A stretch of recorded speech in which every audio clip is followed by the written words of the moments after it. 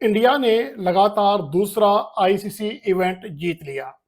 ICC champions trophy 2025 के final में New Zealand को शिकस्त दी और अपनी प्लानिंग के ऊपर काम किया और उनकी प्लानिंग बड़ी शानदार रही। उनका स्पिन शोबा आज लाजवाब रहा और ख़ास तौर पर आज जो फतह मिली है वो इंडिया की मिडल ऑर्डर बैटिंग की वजह से मिली है, क्योंकि 30 ओवर्स के दौरान अगर दोनों टीमों को आप कंपेयर करें, सिर्फ एक ज़्यादा रन था इंडिया का। लेकिन इंडिया के स्पिनर्स ने शानदार खेल का मुजाहरा किया और न्यूजीलैंड के बैटर्स को 31वें से 42वें ओवर तक सिर्फ 43 रन करने दिए, यानी कि 11 ओवर्स में सिर्फ 43। इसके मुकाबले में इंडिया ने इस दौरान गेंदों के आइन बराबर रन किए, जिसकी वजह से उनके ऊपर मैच का प्रेशर पड़ा ही नहीं है। आज डेरल मिचेल ने गो के 50 स्कोर की, लेकिन बहुत ही स्लो बैटिंग की। उसके अलावा टॉम लेथम ने भी अपना किरदार अदा नहीं किया, ब्रेसवेल भी स्लो खेले। उसमें आप ये कह सकते हैं कि इसमें किसी हद तक न्यूजीलैंड के बैटर्स की दुबई की पिचेस से नावाकफियत और दूसरी जानब भारत की जानब से शानदार स्पिन बॉलिंग है। आज अगर आप बॉलिंग कारकर्दगी की बात करें और प्लानिंग की बात करें, तो इंडिया ने वरुण चक्रवर्ती को उस मौका पर अपने स्क्वाड में शामिल किया था जब वो बुनियादी तौर पर टीम में शामिल ही नहीं थे, और जायसवाल को ड्रॉप करके चक्रवर्ती को स्क्वाड में शामिल करने का प्लान तैयार किया गया और ये काम कर गया। ये होती है सिलेक्शन। आज अगर आप इंडिया की बात करें कि इंडिया के फास्ट बॉलर्स ने 50 में से सिर्फ 12 ओवर्स फेंके, और जबकि बाकी जो ओवर 38 ओवर थे वो स्पिनर से कराए गए। जबकि पाकिस्तान के सिलेक्टर्स की अगर यहाँ बात करें, तो जो मैं हमेशा तनकीद करता हूँ कि सामने एक हकीकत देखते हुए उसको ना मानना, हमने इन पिचेस के ऊपर भी स्पिनर्स के बजाय फास्ट बॉलर को खिलाने का फैसला किया। आज न्यूजीलैंड के लिए एक तरह की बैड लक भी रही कि उनके जो मेन विकेट टेकर थे, जिसने इंडिया के खिलाफ गुज़श्ता मैच में 5 विकेटें हासिल की थी, मैट हेनरी, आज वो नहीं खेले। उनकी इंजरी के हवाले से पहले से खबरें थी कि वो शायद मैच ना खेल सकें। काफ़ी ज़्यादा ये इतला थी कि वो मुश्किल होगा, और ऐसा ही हुआ। और उसके जो टॉप ऑर्डर बैट्समैन हैं, ख़ास तौर पर केन विलियमसन आज बड़ी बैटिंग ना कर सके। रचिन रविंद्रा गो के शुरू में टच में दिखाई दे रहे थे, वो भी बड़ी बैटिंग ना कर सके, अपनी इनिंग्स को आगे ना ले जा सके। तो ये सारी चीज़ें मिलकर न्यूजीलैंड की शिकस्त की सबब बनी हैं और इंडिया की फतह की वजह बनी है। अगर आप आज के मैच की बात करें, तो रोहित शर्मा ने शानदार बैटिंग की और इनिंग्स के दूसरे ही बॉल पर छक्का लगाया, जो कि उनके एतमाद का इजहार है कि वो समझ रहे हैं कि उनके पास काफ़ी लंबी बैटिंग पड़ी हुई है। अगर खुदा ना खास्ता वो आउट भी हो जाते हैं तो उन्हें कोई इशू नहीं है। तो यही वो चीज़ होती है जो किसी खिलाड़ी को दलेर बनाती है। और उसके साथ साथ ये बात भी अहम है कि रोहित शर्मा, जो कि शुरू में हिटिंग कर रहे थे और तेज बैटिंग कर रहे थे, जो 13 ओवर्स के इख्तिताम पर 47 बॉल पर 56 रन बना चुके थे, 6 चौके और 3 छक्के लगा चुके थे, लेकिन जैसे ही बाकी विकेटें गिरी, खासतौर पर विराट कोहली की विकेट गिरने के बाद, उन्होंने अपने खेल को कंट्रोल किया और एंकर प्लेयर का किरदार अदा करना शुरू किया, जो कि इससे पहले हार्ड हिटिंग कर रहे थे और तेज़ी से रन करने की कोशिश कर रहे थे। इसका अंदाज़ा आप इस बात से लगा सकते हैं कि आउट होने से, यानी कि 13वें ओवर के बाद जो आखिरी 36 गेंदें खेली, उन पर सिर्फ 20 रन किए और सिर्फ एक चौका लगाया। तो आप इससे अंदाज़ा लगा सकते हैं कि उन्होंने अपने खेल को अचानक कैसे स्विच किया, क्योंकि सूरत हाल इस बात का तकाजा कर रही थी। और आने वाले तमाम बैट्समैनों ने गो के बहुत बड़ी इनिंग्स नहीं खेली, लेकिन मौका की मुनासबत से बहुत ही शानदार बैटिंग की, जिसकी वजह से इंडियन टीम के लिए 251 रन का टारगेट बड़ा टारगेट साबित ना हुआ और वो बासानी ये टारगेट चेस करने में कामयाब हो गई। यहाँ पर हार्दिक पांड्या को भी दाद देना पड़ेगी। देखें, यहाँ पर बड़ी इनिंग्स की बात नहीं है, बात यह है कि मैच विनिंग इनिंग्स थी। बाज़ औक़ात आपकी सेंचुरी भी आपको फतह नहीं दिलाती है, तो उससे बेहतर वो 30 या 20 या 18 रन की इनिंग्स होती है, जो कि आपकी टीम की फतह में कलीदी किरदार अदा करे। आज अगर बात करें, तो न्यूजीलैंड ने टॉस जीतने के बाद पहले बैटिंग करने का फैसला किया,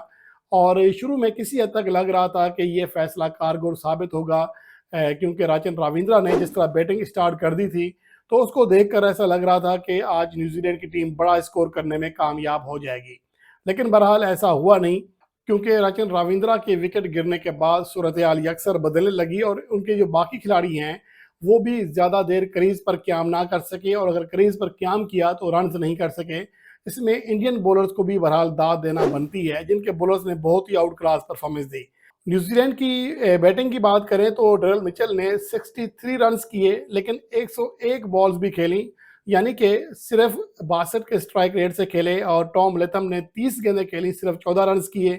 اور گلین فلپس جو کہ ہارڈ ہٹنگ بیٹسمین ہیں مانے جاتے ہیں ہارڈ ہٹنگ کرنے کے لیے، 52 بالز پر صرف 34 رنز کر سکے، 65 کے اسٹرائک ریٹ سے کھیلے۔ البتہ مائیکل بریسویل نے آخری 5 اوورز میں شاندار بیٹنگ کی اور نیوزی لینڈ نے آخری 5 اوورز میں لگ بھگ 50 رنز بھی بنائے،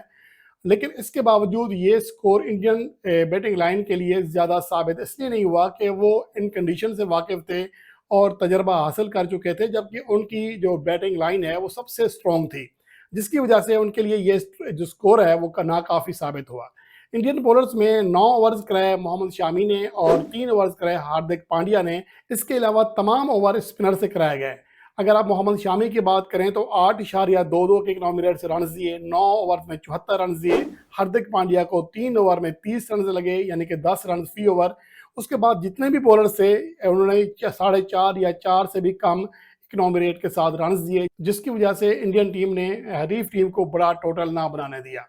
اب یہ جو میچ آج ہوا ہے یہ ایک طرح سے بہت بڑا سبق ہے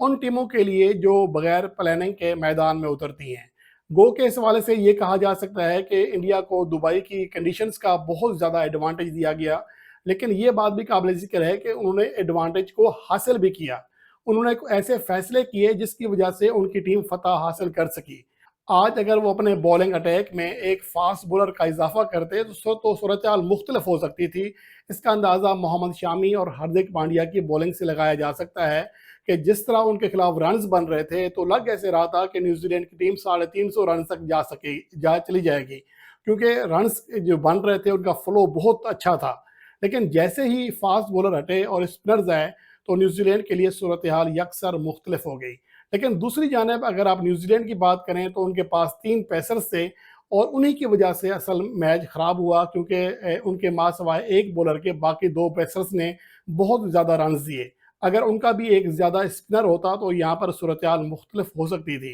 اور یہی وہ چیز ہے کہ آپ نے صرف کنڈیشنز دیکھنی بھی ہوتی ہیں، ان کے مطابق پلان بھی تیار کرنا ہوتا ہے۔ یہاں پر یہ ہے کہ سب یہی کہہ رہے تھے کہ دبئی کی جو پچ ہے، اسپین ٹریک ہے، یہاں زیادہ ٹرن ملے گا، لیکن اس کے مطابق اگر پلاننگ دیکھی جائے تو سب سے بہترین پلاننگ انڈیا نے کی تھی، سب سے زیادہ اسپنرز جو ہیں انڈیا نے کھلائے اور اس کا فائدہ بھی اٹھایا۔